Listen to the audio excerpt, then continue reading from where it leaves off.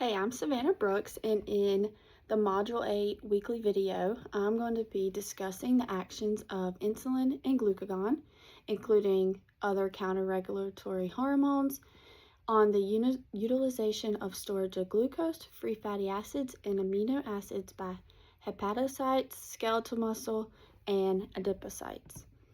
So first, let's just start thinking of insulin and glucagon. They're like opposites. Insulin is a storage hormone and glucagon is a release hormone.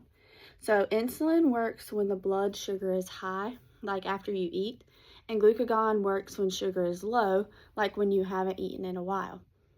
Then counter-regulatory hormones are epinephrine, norepinephrine, cortisol, and growth hormone, and they also help to raise blood sugars during stress or fasting, kind of like glucagon.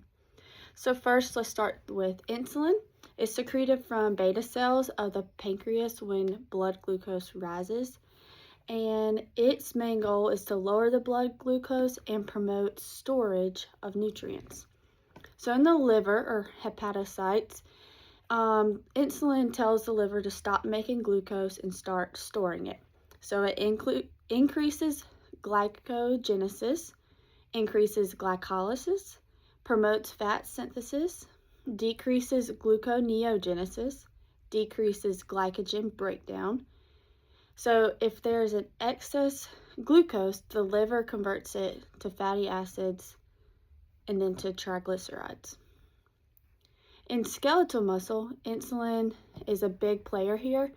It increases GLUT4 mediated glucose uptake, increases glycogen synthesis, increases glycolysis and carbohydrate oxidation. It promotes protein synthesis and inhibits protein breakdown. So in muscle, insulin helps you to store glucose, make ATP, and build protein.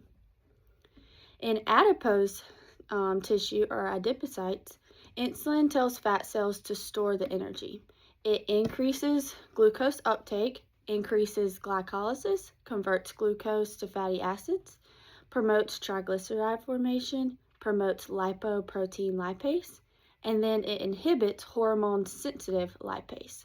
So insulin basically will build fat and then prevent the fat from breaking down. So glucagon, on the other hand, is secreted from alpha cells when blood glucose is low, and its main job is to raise the blood glucose, mainly acting on the liver. Glucagon acts on the liver or hepatocytes by telling it to release glucose.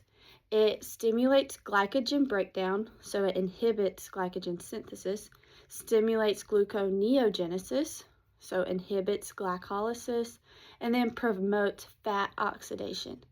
So the liver shifts from storing energy to producing energy.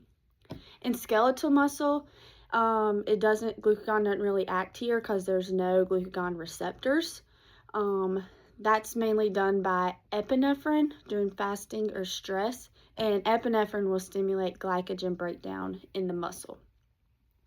In adipose tissue, glucagon and epinephrine activate hormone-sensitive lipase, break down triglycerides, and release free fatty acids into the blood.